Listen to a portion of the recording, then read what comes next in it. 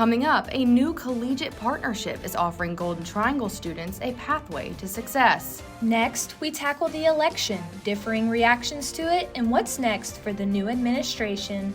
And later, we take a look at how Bulldog football finally ended its long losing streak. Your Take 30 News starts right now.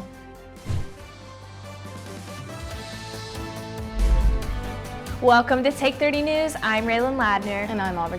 Thanks for joining us on this Friday afternoon. There is a new partnership and degree program in the works for students in the Golden Triangle. Mississippi University for Women and East Central Community College are working together to provide students with an accelerated pathway to success. For those who, either for financial or for family reasons, decide for a community college option, we want to make it seamless for them to move right into getting their bachelor's degree. MUW President Nora Miller is talking about the new 3+1+1 Memorandum of Understanding. In late October, Miller partnered with East Central Community College President Brent Gregory to give students a pathway to earn an associate's, bachelor's, and master's degree. And they're able to do this perhaps more economically because they'll have 3 years at the community college tuition rate rather than the university rate. Students are allowed to transfer up to 90 hours from East Central and can choose from 10 different concentrations that will lead to their Bachelor of Applied Science degree from MUW. I am a transfer student, so I feel like economically that would be great because that did relieve me of some burden when I came here as well, so I recommend it to anyone. Not only is this program slated to be economically beneficial, but students also have the convenience of taking classes on campus, or students can take classes online through the W at any location convenient for them. Not having to go to a whole other school, getting into debt, loans, and stuff like that. So yes, I think that would be something everyone would be interested in. This program is designed for students to continue working in the field while also completing their degree. This is really good for people who are place-bound, who are comfortable with doing online, but also if they decide to come to campus for classes for their senior year, they'll have a similar type classes or a class size that they're used to. Not only is this program providing an affordable and comfortable pathway toward a degree, but the partnership between MUW and East Central is hoping to address workforce demands within Mississippi. It's really a goal of the state to get more citizens with a baccalaureate degree, and so we are working with community colleges and others to try to make sure that we can help with that. The 3+1+1 Memorandum of Understanding is effective immediately and is open to anyone interested. To learn more about this program, visit the website below. Well, if you've been outside at all today, you'd notice that it's been a little muggy. Now we turn to Campus Connect meteorologist Emmet Rice. Emmet, what can we expect for our evening to look like? Well, that is certainly right, Raylan. It is definitely muggy outside as our dew point is at 66 and current conditions are at 75. Now, we are looking to hit our high at about 81, but later this evening, we're probably going to see our temperatures start to dip on down. So I've got more on the way, as well as potentially maybe a cold front later this week. We'll see with my full show coming up. The 2024 presidential election is over, and Donald Trump is the 47th president-elect. Citizens across the United States may be celebrating his victory, while others may be anxious about the future and what's to come. Our Michael Cassidy has the story. The American Psychological Association reports that more than 7 in 10 adults say the top 3 stressors during the election time is the nation's future, the economy, and the presidential election. In general, any kind of fear can cause anxiety. So people fear the outcome, people fear how democracy may change or how it may be adjusted. Some people fear family members that on the other side, different choices they making. What is noticeable among experts is it does seem to be an increased amount of anxiety in regards to this election. You still have people who have lived and experienced the whole January the 6th thing from a couple of years ago. Some people fear that may happen again, so it's just a fear, not knowing the unknown. Another factor for rising stress levels is residual fear from past administrative experiences. We just kind of got through a pandemic, which kind of increased mental health to a big forefront where everybody was starting to pay attention to mental health because we had went from a world and society where we moving around to now we closed in a home with loved ones, families, kids, dogs. With social media, mainstream news, and even people on the street talking about the outcome of the 2024 election, people are nervous about the future. We all favor somebody, but we should not worry about if they don't get in there, because neither one of them is able to do everything they say they're going to do. Regardless who win or who lose, we still going to be here tomorrow. Love, we still have tomorrow. The next election will be the midterm election on November 3rd, 2026. In West Point with Take 30 News, I am Michael Cassidy. For more information on voting in Starkville, visit the Oktibbeha County website. And in other election news, President-elect Trump has wasted no time in appointing White House advisors. For the first time in U.S. history, a woman is set to be the White House Chief of Staff. President-elect Donald Trump says he's given the job to his 2024 campaign manager, Susie Wiles. She's a seasoned Republican strategist and one of Trump's longest-serving advisors. He credits her with helping him win re-election and says as Chief of Staff, she will make the country proud.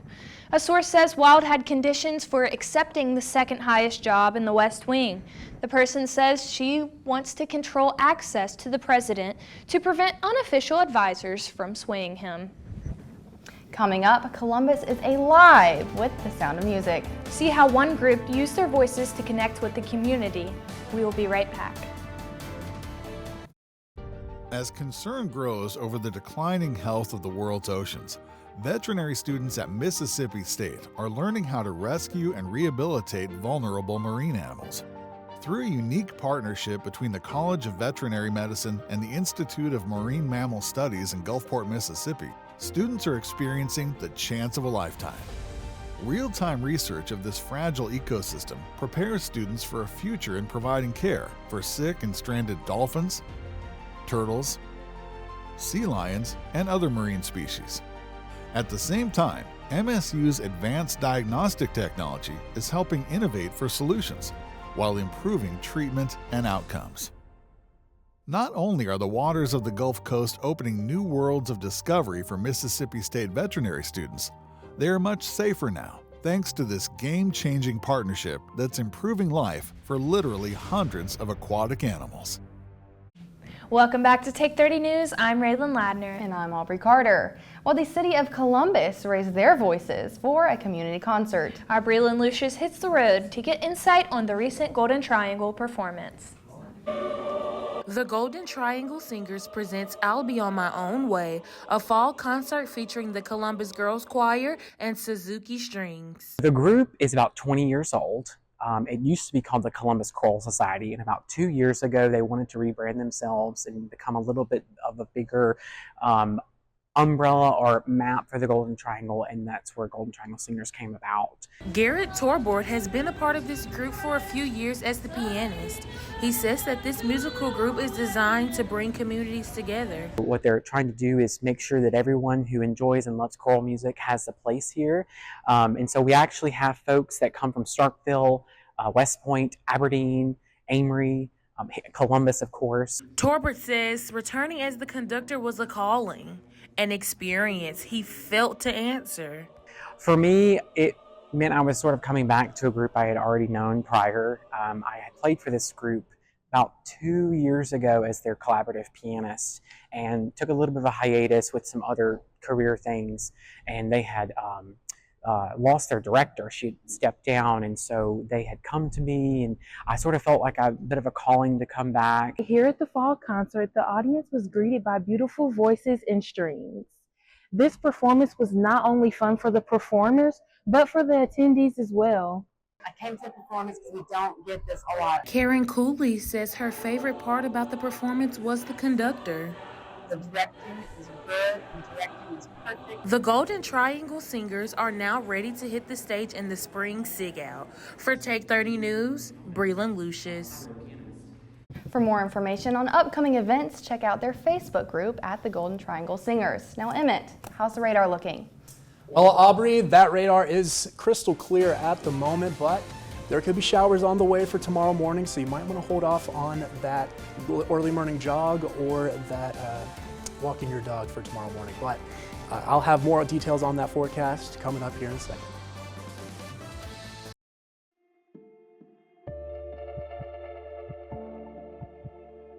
Discovery. It tells our history and determines our future.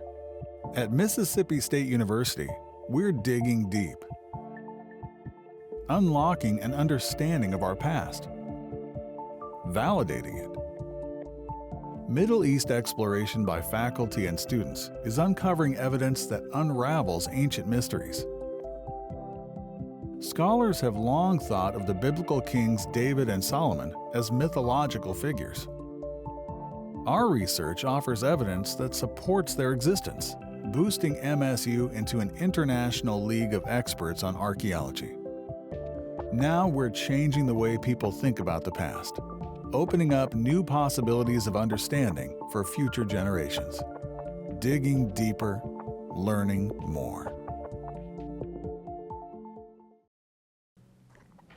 Well, that radar is certainly clear right now. However, come tomorrow, if you're heading out to walk that dog, I would wait until probably the afternoon, because we got some showers here around 7 a.m. They're mostly widespread, and they're going to those showers will continue to move northeast, and the rain is going to drastically increase, falling around Aberdeen and Starkville. But then come around to 1 p.m., we're going to be clearing on up. We'll see a spotty shower here in Columbus and Houston, and a little more widespread over in Coffeyville, but those showers are going to continue to move on northeast, and that's only round one. Round two, around the evening time, we're going to be seeing those showers return and be a little bit heavier here in Calhoun City and Winona, and then Starkville will be seeing here some heavier rainfall as well. 7 p.m. again, same story. Rain is going to continue to increase throughout the area, and it's going to continue to move on northeast, and this band of showers will form, but then continue to move on through with the witching hours of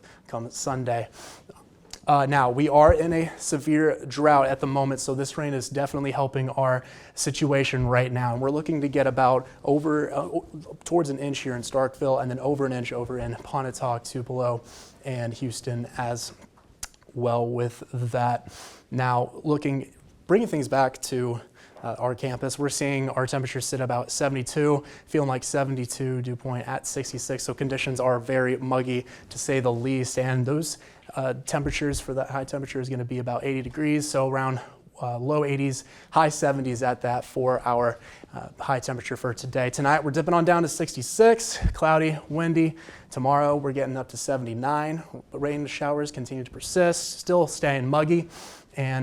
But there is a cold front on the way towards the end of the week. Now Sunday we're hitting that high of 70, and we're going to sort of persist with those high 70s throughout the rest of the week. But then Wednesday night, that cold front pushes on through, and we are seeing our highs get down to about 67 at that. Now I want to talk the tropics, however, because there is a hurricane over in the Gulf, but it's looking to be just sit down to a low with that. But the hurricane right now is a Category 2, and it's looking to weaken come around Saturday around 12 p.m. Look at your 7-day forecast. We're seeing those temperatures dip on down to the low 50s come the next week. So that being said, grab that jacket. Coming up after the break, Bulldog football breaks their losing streak, and State Hoops returns to the hardwood at the Humphrey Coliseum. When it comes to making the world a better place, it's all in the numbers at Mississippi State University. Our big data science researchers are creating astonishing new algorithms to model human behavior and consumer activity to identify anomalous purchasing patterns. Interpreting the data creates heat maps that can signal fraudulent activity and even predict likely cybercrime locations and perpetrators. And as the only academic institution to team with a state-level DHS agency in the study of transactional data of the Supplemental Nutrition Assistance Program, MSU is helping prevent misuse while ensuring that benefits are being used as intended. These successes are opening doors for similar research partnerships with banking, insurance, credit card, and other data-intensive industries, leading to consumer confidence in online and other transactions. Making numbers count. Mississippi State University. The sense of place. We all have it. often grown from deep roots in small-town communities. At Mississippi State University, our Carl Small Town Center is strengthening these ties. With nearly 40 years of making a difference, we're revitalizing communities into welcoming places to work, live, and congregate. By weaving together the best pieces of our past with modern technology and amenities, we're creating the hometowns of the future. Places where lifetime memories can be made, where you have all the things you need, along with all the things you want. Through partnerships with our communities, we're identifying improvement opportunities, recommending paths forward, and creating the plans for a better tomorrow. Welcome back to Take 30 News. I am Anthony Jenkins Jr. here with your sports update. There's a lot that happened over this past week, so how about we get right into it? Our MSU Bulldogs are back on the winning side after getting victory on homecoming week against UMass. It was week 1 since Mississippi State closed the game with a W, so that's always great news for our Bulldog fans. How about we get into some highlights? MSU goes head-to-head with the Minutemen, like I said, on homecoming. State trying to snap a 7-game losing streak, but UMass not making that easy as you see the rushing score from Brandon Campbell. It continues to look shaky for the Bulldogs as you see Michael Van Buren Jr. get sacked on the 3rd down. State will go down 10-0, but Van Buren would take matters into his own hands with the rushing touchdown, making the score 7-10 in the second. UMass on offense, though, we see the quarterback dropping back. He throws it deep, and it will be an interception to Breland. Ladner, he looked like a great receiver out there with that great catch. The offense will capitalize, though, with Michael Van Buren throwing a beam to Sadir Traore and scoring 6, taking the lead. And it was all Hail State after that, as we see Johnny Daniels doing whatever it takes to get into that end zone, making it 28-10. The Bulldogs will win it 45-20. Head coach Libby says it was a sensation finally breaking that 7-game losing streak. Let's hear it. We're going to continue to talk about that. And for our guys, man, just being able to experience a win and being able to feel good.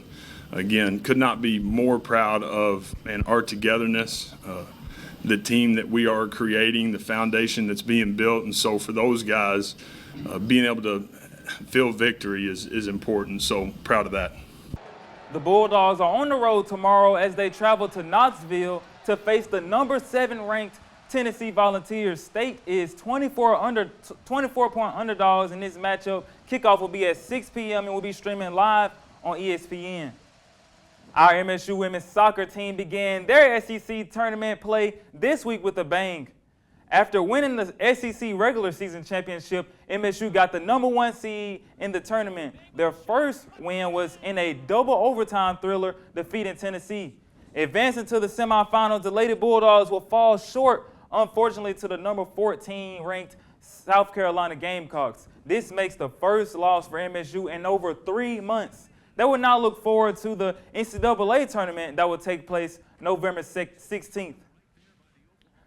Guess what, guys? College basketball season is officially back. The Lady Bulldogs hit the hardwood yesterday as they played against the Memphis Tigers at the Humphrey Coliseum. They won their season opener with a final score 100-56. Transfers made a big premiere with Ania Russell scoring 26 points and Medina Okot scoring 14 points and grabbing 17 rebounds. The Lady Bulldogs will be back in the hunt this Sunday as they match up with Alcorn State. Tip-off is at 4:30 p.m. and will be streaming live on SEC Network Plus. The men's hoops for our MSU Bulldogs started Monday. The new and returning players got to showcase their skills in the Humphrey Coliseum. Let's take a look at how head coach Chris Jans and players feel finally getting back on the court. Mississippi State made their return in style at the Hump this week. The Bulldogs defeated West Georgia with a final score of 95-60. Transfer Claudell Harris Jr. put on a show in his debut, scoring 20 points off the bench and went 60% from the three-point line. He says the first game experience was everything he looked for as a Bulldog. It was a great experience. You know, the fans came out, supported. Great student section. You know, they really set the tone for us. You know, gave us a confidence boost. That's why I was able to come off the bench and, you know, trust my work. The returning players also got to show their talents, with Josh Hubbard scoring 26 points and went 6 from 7 at the three-point line. Claudell Harris says he expects great success when he and Hubbard are hot behind the arc. Me and Josh, we have a great relationship on and off the court. As y'all can see, you know, we talk to each other the whole game, and nights like this, when he's hot and I'm hot, it's hard to stop. The team shot nearly 47% from the three, which is a huge increase from last season's three-point percentage. Head coach Chris Jan says he was happy to see the threes falling in their season opener. We've been talking about we're going to be able to shoot the ball, you know, better this year. I don't know the numbers. Maybe Matt does. He's smarter than me, and it's his job. Now, I'm not saying we're going to make 14 threes every single night, but it's nice to know that, you know, the recruiting paid off and we got more guys that are capable of you know, turning the scoreboard and helping us offensively. The Bulldogs are set to be back at the hump tonight as they go against Georgia State. Tip-off will be at 6:30 p.m. and will be streaming live on SEC Network Plus. That's all we have for sports. Hope to see you guys again. And back to you, Raylen and Aubrey. Thank you so much, Anthony. Coming up, how one local partnership is looking to help those in need in the Golden Triangle. Don't go away. At Mississippi State University, student-led teams are taking one of the country's biggest health issues to heart. Out to unravel one of science's unsolved mysteries, researchers in MSU's Department of Agriculture and Biological Engineering are asking why and when healthy cells in human arteries can begin changing into bone-like structures that hamper blood flow. This calcification contributes to strokes and heart attacks, two leading causes of death in Mississippi. As part of their groundbreaking research, students are designing a 3D model that allows them to understand how arteries act within the body and what changes them. By recreating what is happening at the cellular level, researchers are pursuing ways to stop and reverse the process of calcification. Testing treatments could lead to new solutions, helping reduce the number of people struggling with the effects of poor heart health, and ultimately saving lives. Mississippi State University, getting to the heart of better health for Mississippians. Welcome back to Take 30 News. I'm Raylen Ladner. And I'm Aubrey Carter. ERA Town and Campus Realty is partnering with Starkville Strong to fill 7 local food pantries on a weekly basis during the month of November. We talked to organizers to see how to help. A lot of families rely on food pantries to put food on the table for their children. Real estate salesperson at ERA Town and Campus, Deborah Lloyd, is talking about the importance of food pantries. Originally there were 2 pantries here, and then we worked with the community to build 5 additional ones. So those pantries are accessible for the community 24 hours a day, 7 days a week. Just with our effort alone is not enough to meet the need for the percentage of people who are food insecure here in Starkville. So we work with businesses and other service organizations and groups to help us keep those filled for the immediate need. Starkville Strong Executive Director Brandy Harrington says that teaming up with other businesses in the area will allow the organization time to work one-on-one with clients to help find and maintain permanent stability. Agent will choose a month that they want to organize a campaign for either a local charity or some event that will benefit our local communities. So this month of November, Deborah and I have teamed up to benefit Starkville Strong. Real estate broker and agent Carrie Matthews is talking about the 12 months of giving their agency has organized. When businesses like ERA come in and do things like this, my shoulders relax a little bit because I know that I can depend on their food drive to sustain the pantry, and it just provides stability for us so that we can keep going, so they're vital to it. It's the giving season, and you can find food pantries like this all across Oktibbeha County. Your donations are not limited to just food items. You can donate hygiene products and so much more to help local families in the area. It just does my heart good to see that we are able to contribute and help others. It's our job as a community to come together and help support those folks in hard times and support programs like Starkville Strong that do that kind of work all year round. Winter weather items are now being accepted as donations. Drop off donation items at 111 West Main Street in Starkville, Mississippi. And in other food news, bad news for coffee lovers yesterday. Starbucks mobile app had an issue yesterday, the same day as its holiday menu launch. According to Down Detector, which tracks website outages, there was a spike in problems around 8 a.m. on Thursday. Starbucks acknowledged the issue on social media, telling customers it had a temporary outage of the order ahead and pay feature in the app. But it appears the issue has been resolved. And in case you missed it, the 2025 Grammy Award nominees were announced this morning. Beyoncé lead with 11 nominations. Beyoncé now has a total of 99 career nominations, making her the most nominated artist in the history of the Grammys. Beyoncé is followed by Post Malone, Kendrick Lamar, Charlie XCX, and Billie Eilish with 7 nods each. The winners will be revealed at the Grammy Awards in Los Angeles on February 2nd. Well, they definitely do say she is the queen, so especially with her new country album. Yeah, she can do it all. So, one last look at weather? Yeah, one last look. Let's do it. So, yeah, we're seeing here this evening, temperatures are going to be dipping down at about 6 p.m. We were, with that campus cam, we were at like about 75, but then about 8 p.m. we're dipping on down to 71 and then 70. But then come tomorrow, we're ticking on up to about 79. It's still going to be muggy, unfortunately, but we could be seeing some light at the end of that tunnel. Here's a little beautiful look at our great campus. 75, look at that, but that dew point again is very, very muggy. But let's look at that weather. Well, thanks, Emmett. Yeah, of course. Well, that's all we have for you today. Thank you so much for spending your Friday with us. And you can keep up with us on Instagram and tune in with us every Friday at 4. Have a great weekend, Bulldogs, and as always, Hail State.